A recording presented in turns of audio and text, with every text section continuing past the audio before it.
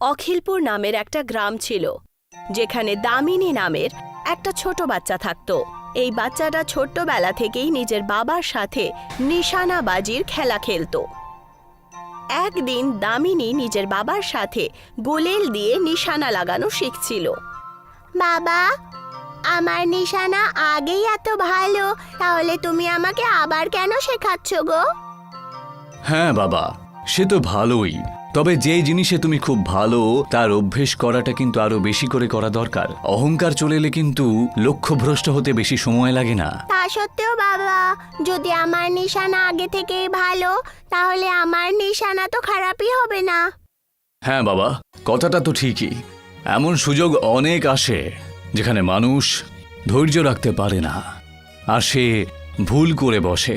সেই জন্য অভ্যাস করা দরকার, বুঝেছো বাবা? একটু একটু বাবা। ঠিক আছে, একদিন পুরোপুরিও বুঝতে পেরে যাবে। ঠিক আছে বাবা, এখন আমি অভ্যেস করছি।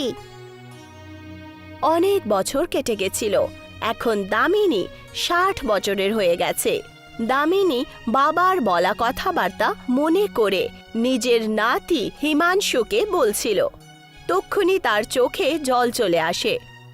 দিদা, তুমি কাঁদছো কেন? তুমি কি বাবার কথা মনে করছো আমার মতো? হ্যাঁ বাবু, এরকমই বলো। তো আমি বলছিলাম, যেভাবে আমার বাবা আমায় বলেছিল, ওনার মতো যে কোনো জিনিসে তোমার রুচি থাকবে, তাতে তোমাকে পরিশ্রম আর অভ্যেস করতে হবে। হ্যাঁ দিদা। দামিনীর কাছে এখন ব্যাস ওর নাতনি ছিল। হিমাংশুর মা বাবা ওকে দামিনীর কাছে কিছুদিন আগেই ছেড়ে দিয়ে গেছিল। দামিনী নারকেল বিক্রি করত, কিন্তু নারকেলের গাছে ওঠা খুবই মুশকিল হওয়ার কারণে সে নিজের রাইফেল দিয়ে নারিয়েল ভেঙে বিক্রি করত। দিদা, তোমাকে সবাই শুটার দিদা কেন বলে? বাবু, তোমার দিদার নিশানা পুরো গ্রামে সবচেয়ে ভালো। এই বন্দুক দিয়ে রোজ নারকেল ভাঙতে দেখে লোকেরা আমাকে শুটার দিদা বলা শুরু করে দিয়েছে। দিদা, আমাকেও তুমি নিশানা লাগানো শেখাবে কি? ঠিক আছে বাবু, এসো চলো, আমি নারকেল কিভাবে ভাঙি তুমিও দেখো আর শিখে নিও, কিন্তু নিজে ভাঙার জেদ করো না যেন। ঠিক আছে দিদা।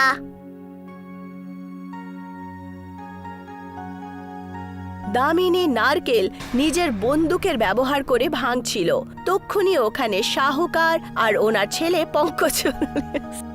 দামিনী, অনেক বছর ধরে আমি দেখছি যে কিন্তু তোমার এই লক্ষ্য আজ অবধি কখনো ভুল হয়নি। তোমার ছেলেও তো অদ্ভুত ধরনের নিশানাবাজ বটে, তবে এর নিশানাতেও মাঝে মাঝে ভুল হয়ে যায়। অভ্যাস করতে থাকো, সফল হয়ে যাবে এটাও। আপনি বললে আমি শিখিয়ে দেব পঙ্কজকে। শুটার ঠাকুমা, আপনার থেকে তো আমি অনেকটাই ভালো। এখন তো আপনার এতটা বয়স হয়ে গেছে যে দিনের বেলা তো হ্যারিকেন নিয়ে ঘুরে বেড়াতে হবে। আপনি আমাকে কি শেখাবেন? পঙ্কজ, এইভাবে কথা বলছো তুমি? এত বেশি অহংকার করা, আর সেটাও এই বয়সে?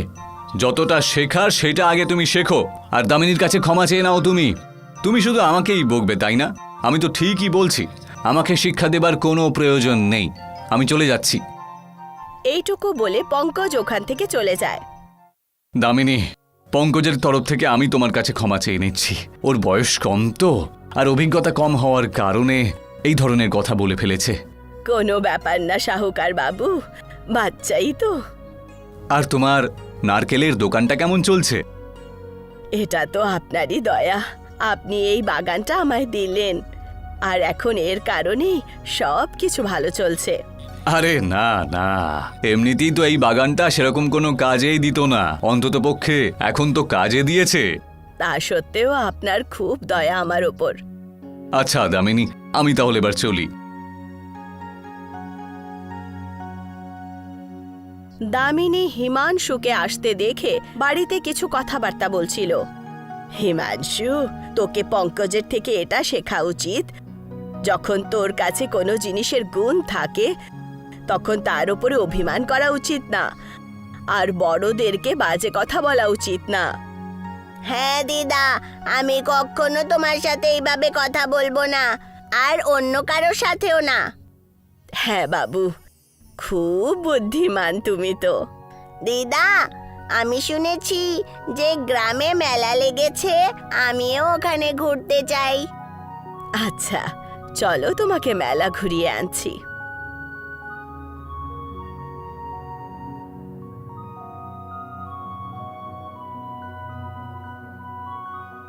দিদা, ওই দেখো, ওখানে সঠিক নিশানা লাগিয়ে বেলুন ফাটাবো আর পুরস্কারও পাবো। তুমিও খেলো না দিদা? আচ্ছা, নিশ্চয়, এসো। তুমিও দেখো শুটার দিদার নিশানা। দোকানে পৌঁছানো মাত্রই ওখানে পঙ্কজও চলে আসে। এখন আপনার অনেক বয়স হয়ে গেছে শুটার ঠাকুমা, দেখবেন আবার হাতটানা কাঁপতে থাকে। খুব ভালো ইয়ার্কি মারো তো। দেখুন, এইভাবে করতে হয় নিশানা। পঙ্কজ 5টার মধ্যে থেকে 4টে বেলুন ফাটিয়ে দেয় আর দামিনীকে একটা অহংকারের মতো হাসি হেসে এরকম বলছিল যেন একে বলে নিশানা লাগানো। বাহ, তোমার নিশানা তো সত্যিই খুব ভালো। দাও, এবার আমার পালা। দামিনী দেখতে দেখতেই 5টা বেলুন ফাটিয়ে দেয়। বাহ দিদা, তোমার থেকে ভালো নিশানাবাজ তো কেউ নেই। খুব বেশি কথা বলে। আরে আমার হাত একটু স্লিপ করে গেল তাই, না হলে এই শুটার ঠাকুমা আমার সাথে কখনোই জিততে পারতো না। কোনো ব্যাপার না, ব্যাস খেলাই তো বটে। এতে এত রাগার কি হয়েছে বলো? বাচ্চার কথা এত বাজে লাগলো নাকি? ছ্যা, এটা ভালো হলো না। এখন তো আমি চলে যাচ্ছি, কিন্তু তুমি আমাকে নিয়ে ঠাট্টা করলে তার দাম তোমাকে দিতেই হবে। দামিনী নিজের পুরস্কারের টাকা নিয়ে নেয় আর ওখান থেকে হিমাংশুকে নিয়ে চলে যায়। পঙ্কজ ওখান থেকে সোজা নিজের বাবার কাছে চলে যায়। বাবা, এই সব কিছু তোমারই ভুল। ওই শুটার ঠাকুমার কাছে তুমি উপকার করেছো, তা সত্ত্বেও ওই ঠাকুমা আমাকে নিয়ে ঠাট্টা করলো। আরে কি হয়েছে সেটা তো আগে বলো। ওখানে মেলায় এত লোক ছিল, সবার সামনে আমাকে নিয়ে হাসাহাসি করলো। মেলার একটা ছোট্ট খেলাতে জিতে গেল বলে বড় বড় কথা বলতে শুরু করে দিল। আমার মনে হয় না দামিনী অকারণে এমন কিছু করেছে বলে। তুমি তো সবসময় ওনাকেই বিশ্বাস করবে। এমনিতেই ওই শুটার ঠাকুমা এই মাসের প্রতিযোগিতাতে জানতে পেরেই যাবে। তাহলে বাবা, প্রতিযোগিতার জন্য ব্যবস্থা করো তুমি, আর অভ্যেস করতে থাকো। অভ্যেস করার জন্য আমার আরও কিছু জিনিস কিনবো, তাই পয়সা লাগবে। তোমার যা ইচ্ছে তুমি তাই করো, তবে জোচ্চুরি করার চেষ্টা করবে না। যখন এতটাই অহংকার রয়েছে তোমার, তবে নিজের বলে তুমি জিতে দেখাও দেখি। 1 সপ্তাহ কেটে গেছিল। দামিনীর বাড়ির দরজায় দামিনী পঙ্কজকে দেখে তাকে ভেতরে ডেকে নেয়। কি হয়েছে পঙ্কজ? প্রতিযোগিতা আসতে চলেছে শুনলাম যে, তার তৈয়ারির জন্য আমার কাছে কিছু শিখতে এসেছো? আরে কিসের শিক্ষা? তোমার থেকে আমি কোনো রকমের শিক্ষা নিতে চাই না, বুঝেছো? আমি শুধু এটা বলতে এসেছি যে এইবারে আপনিও প্রতিযোগিতাতে অংশগ্রহণ করবেন, ব্যাস। সেখানেই বোঝা যাবে যে কার কত দম রয়েছে। কিন্তু আমি কেন অংশ নেব, আর আমি তোমার কথা কেন শুনবো? সেটা এই জন্য, কারণ তুমি যেই বাগানের নারকেলগুলো বিক্রি করো না, সেটা হয়তো বাবা তোমাকে দিয়েছে, কিন্তু ওই জমি যে আমার নামেই রয়েছে। তাও আমি তোমার কথা কেন মানবো? আমি নিজেই শাহুকার বাবুর সাথে কথা বলবো, উনি এর উপায় নিশ্চয়ই বার করবেন। আমি ওটা বিক্রি করে দিয়েছি, তাতে বাবা চাইলে পরেও যেন তোমাকে আর দিতে না পারে। আর আমি সেই পয়সা দিয়ে লোকজনও ডেকে এনেছি। তক্ষুনি কিছু গুন্ডা বাড়ির ভেতরে ঢুকে হিমাংশুকে তুলে নিয়ে যায়। আরে আরে, এটা কি করছো? ছাড়ো ওকে, আমি বলছি ছাড়ো ওকে। ভয় পেও না, ওর কিচ্ছু হবে না। শুধু অংশগ্রহণ করে নাও প্রতিযোগিতাতে, আর এই ব্যাপারে তুমি বাবাকে কিচ্ছু বলবে না কিন্তু, না হলে বুঝতে পারছো তো? ঠিক আছে ঠিক আছে, আমি বুঝতে পেরেছি। তুমি এখন কিছুই করো না। হ্যাঁ ঠিক আছে, এবার আমরা আসি। প্রতিযোগিতা হতে আর কয়েকদিনই বাকি রয়েছে। এইটুকু বলে সবাই ওখান থেকে চলে যায়। হে ভগবান, এই নতুন দুঃখ কেন দিলে আমায়? এখন আমি কি করব? কাপ জেতা ছাড়া আর কোনো উপায় নেই। এখন বাচ্চা দিয়ে আমরা কি করব?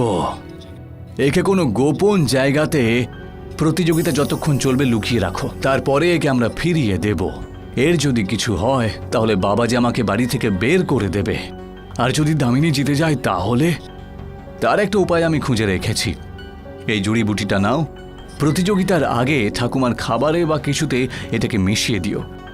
এই জড়িবুটি দিয়ে কি হবে? এটা চোখ দুটোকে কিছুক্ষণের জন্য হলেও আবঝা করে দেয়। এটা হলো অভিমন্ত্রিত। দামিনী বাগানে গিয়ে নারকেলের গাছ ভেঙে অভ্যাস করছিল। তক্ষুনি শাহুকার আসেন। এই যে দামিনী, তুমি এই পাতার ওপরে কেন নিশানা করছো? ব্যাস এমনিতেই অভ্যেসই করছিলাম। এইবার প্রতিযোগিতায় ভাগ নিতে হবে যে। আচ্ছা, তুমি সত্যি অংশগ্রহণ করছো? আমি পঙ্কজের কাছে শুনলাম যখন, তখন বিশ্বাসই হলো না আমার। কিন্তু তুমি তো অংশগ্রহণ করা ছেড়ে দিয়েছিলে। হ্যাঁ, ব্যাস এইবার ভাবলাম যে অংশ নিয়ে নি। তুমি এতটা ভয় পেয়ে রয়েছো কেন বলো তো দামিনী? কিছু হয়েছে নাকি? ওই যে কিছু না শাহুকার বাবু। আচ্ছা ঠিক আছে, আমি তাহলে আসি। তুমি অভ্যেস করতে থাকো। শাহুকারের যাওয়ার পর দামিনী আবার নিজের অভ্যেসে লেগে যায়। আর কিছুদিনের মধ্যেই প্রতিযোগিতার দিন চলে আসে। আজকে অখিলপুর গ্রামে নিশানাবাজের প্রতিযোগিতাতে দুজন ভাগীদার রয়েছে। প্রথম পঙ্কজ আর দ্বিতীয় হলো শুটার ঠাকুমা। দুজনকেই 100 মিটার দূরে থাকা ওই আপেলটাতে নিশানা করতে হবে। পঙ্কজ ইশারা করে দেয় আর গুন্ডারা শুটার দিদা আর পঙ্কজকে জল এনে দেয়। শুটার দিদা আর পঙ্কজ একসাথে দাঁড়িয়ে প্রতিযোগিতা শুরু করেন। বাহ, দুজনেই কি নিশানা করেছে সত্যি। 100 মিটার দূরে রাখা ওই আপেলটা ভেদ করে দিল, যেন মনে হচ্ছে সামনেই পড়ে আছে ওটা। এবার নারকেলের প্রতিযোগিতাতে এই সামনে পড়ে রয়েছে 4টে নারকেল ভেদ করতে হবে। একটা গুলিও যেন ভুল দিকে না যায়। সমস্ত গুলি কিন্তু নারকেলের ভেতরে ঢুকতে হবে। হঠাৎ করে দামিনীর চোখ যেন আবছা হয়ে ওঠে আর সে আবছা আবছা দেখে। কি ব্যাপার শুটার ঠাকুমা, এই চোখ দুটো ঠিক আছে তো? হ্যাঁ, হেরিকেন দেব? তাহলে এই ব্যাপার ছিল পঙ্কজ। কথা তো তোমার এত অভিমান ভরা থাকে আর কাজকর্ম এইরকম। চুপ করে থাকো আর নিশানা ভেদ করো। আমাকে নিয়ে ঠাট্টা করেছিলে, তারই ফল এটা। ঠিক আছে, আগে তুমি। পঙ্কজ নিশানা লাগায় আর 4টে নারকেল ভেঙে দেয়। খুব ভালো প্রদর্শন। এবার দামিনীর পালা। দামিনে একভাবে দেখতে শুরু করে নারকেলের দিকে আর নিশানা লাগায়।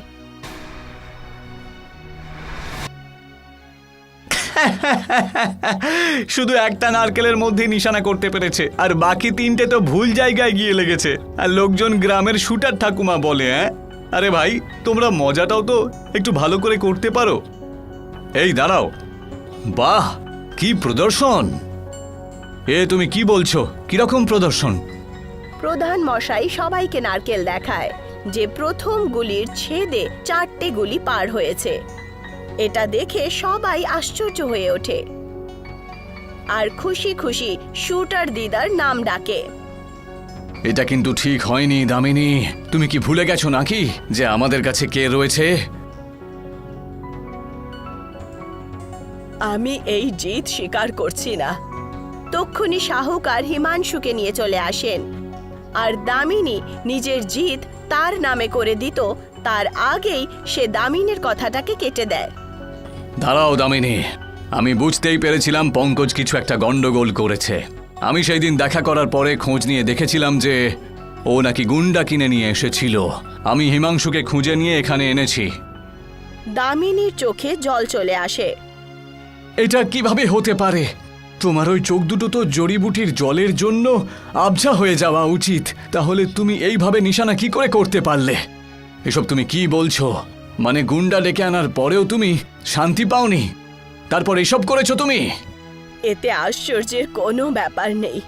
নারকেল কোথায় রাখা আছে এটা দেখার পর যদি আমার চোখ পুরোপুরিভাবে বন্ধ হয়ে যেত, তা সত্ত্বেও আমার নিশানা একেবারেই ঠিক হতো। আমি নিজের পুরো জীবন অভ্যেস করেছি, একদম সেইভাবে যেইভাবে আমার বাবা শিখিয়েছিলেন। তুমি এটা বুঝতে পারবে না। তোমার মধ্যে এতটাই অহংকার চলে এসেছে যে তুমি এরকম নোংরা কাজ করলে। আমি তোমাকে আমার সম্পত্তি থেকে বঞ্চিত করলাম। পঙ্কজ রাগের চোটে ওখান থেকে চলে যায় আর শুটার দিদা একবার আবার প্রমাণ করে দেন যে যতই বড় কেন হয়ে যাও না, যদি সফল হতে চাও তাহলে নিজের গুণকে সব সময় বাড়াতে থাকো।